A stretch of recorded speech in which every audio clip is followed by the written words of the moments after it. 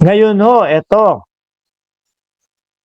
yung cellphone, napaka-importante ho, mga kababayan. Kasi doon ho nila inaalam kung meron ba na mga nakausap, naka-text, eto pong si Yusek Cabral, mga bossing. No? Yung cellphone. Eh kaso, parang binigay na yata doon sa pamilya. Sabi dito, DPWH isusumite lahat ng files, devices ni Cabral sa Ombudsman at PNP. Yung mga siraang tuktok na mga DDS, mga kababayan, ang sinasabi, bakit gano'n sa Ombudsman? Buburahin daw po ng Ombudsman, sabi ng mga DDS. Yung mga files at yung mga nasasangkot daw ho, doon sa mga ghost project. Yan ho yung yan ho yung mga pinag-iisip ng mga bugok ng mga DDS. Akalain niyo po yun? Diba? Kaya yan, kinukuha ni Ombudsman Remulla. Kasi gusto niyang burahin yung mga mastermind doon. Sino na naman ang papalabasin nyo? Mastermind, si Martin Romualdez at si Pangulong Bongbong Marcos na naman. Na hanggang ngayon, wala naman kayo na ipapakita ebidensya. Diba? Mamaya, pag-usapan natin yan. Patuloy rin niyang ibinabahagi ang mga naturang dokumento kabilang ang nilalaman ng kanyang dalawang privilege speech na nagdedetalye ng korupsyon sa likod ng mga anomalyang flood control project sa ICI, sa Ombudsman at sa Department of Justice. I have always instructed my staff to consolidate and turn over whatever documents I have. At kung sakali man yung pamilya or whatever, kung may sakali man na may burahin dyan, ay makukuha. Mahahalungkat ho ulit, mga kababayan. Hindi basta-basta kayang mawala. Diyan magagaling mga DDS sa paggawa ng mga fake news. Sinabi niyo pa ho. Sinabi niyo pa ho. Tuloy. Whether from Yusek Cabral or any other sources of to the ICC Ombudsman or DOJ, as we have been consistent doing since the time delivered my two privileged speeches and the way to the Senate Blue Ribbon Committee investigation. Madami pong makikita dyan. Yung mga naka-text, yung mga nakausap, baka mamaya may makita dyan na isang tao na pinressure siya, na sabi, balita, magsasalita ka na daw. Kapag ginawa mo yan, hindi lang ikaw ang patay. Masasama, pati buong pamilya mo. Paano kung ganyan, Kaya, baka may sinasabing, mas maigi, tumahimik ka na lang. Tapos, ang naisip ho niya na gawin, talagang tumahimik habang buhay. Hindi po ba, mga bossing? Yan na. Mga cellphone, mga gadgets, lahat ho yan.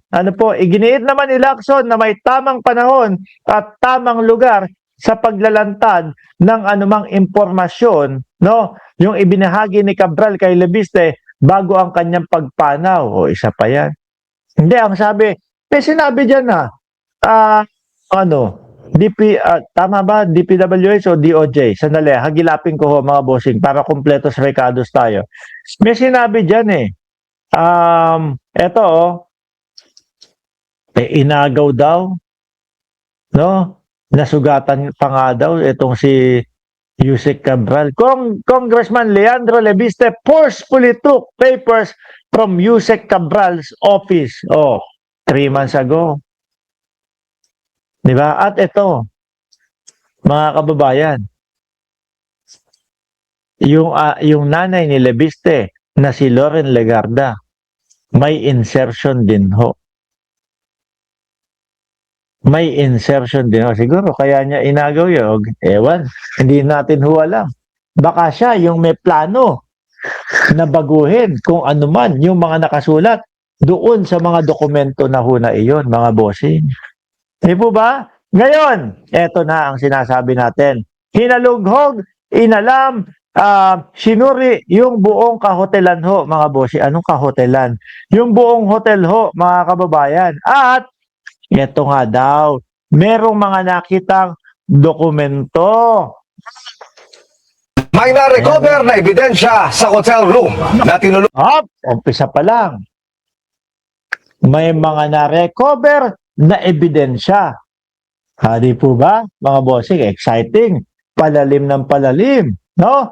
Nung una ho, mga kababayan, yung hotel, ayaw pumayag. Ayaw pumayag, ayaw makipagtulungan, kesyo daw data privacy, etc. At chuchuchu, kaya lang, pag mga ganyan hong sitwasyon, kaya ba nila ang gobyerno at kaya ba nila nasuwayin po ang batas? Hindi, di ba? Kaya ayun po, yung kwarto, no, na pinag-check-inan po nitong si Yusek Cabral, mga bossing, talagang hinalughugo nila. At ang sabi nga ay mayroon daw may na-recover na ebidensya sa hotel room na tinuluyan ni dating Undersecretary Catalina Cabral kaugnay ng kanyang pagkamatay ayon sa NBI. Sinusuri na rin nila ang selfie ng kanyang driver at ang ako yun. Di ba? viral dashcam kung saan Yan. Ako naisip ko ho din yun no? Yung unang nakita ko, yung selfie ho nung driver, ang unang pumasok sa isip ko, hindi kaya pampadagdag lang nila nito doon sa bigat na sinasabi nilang si Cabral talaga. Yung nandoon sa ilalim. Si Cabral talaga yung nadisgrasya o tumalon doon sa bangin. No? Siyempre, para kumbaga, kung sakali man na maghinala, may duda ang mamamayang Pilipino dito sa pag sinasabi natin o palabas nating pagtalon. At least, meron ka selfie, ipapakita, ipopost mo yon. Na ayan po, talagang umupo po yung amo ko dyan, Di po ba? Ngayon, isa pa to. Hindi kaya, baka din. No, baka lang. Maaaring mali naman tayo na yung dashcam, kakuntsaba din. Sige, para maging dagdag na ebidensya, hagipin mo lang ng dashcam, etc. Kasi talagang hindi natin yan may iwasang isipin, lalo na po doon sa mga pagkilos po ng mga malapit kay Yusek Cabral. Di ba? Yung driver, nakakahilo yung kwento. Yung asawa, ayaw ipa-autopsiya. Ngayon yung labi, wala. Sarado, naka-lockdown, sabi ni Ma'am Neng Gigi. Di po ba? Para bumigat, may selfie. Yan. Nandun talaga sila sa lugar. No, para mas mabigat lalo.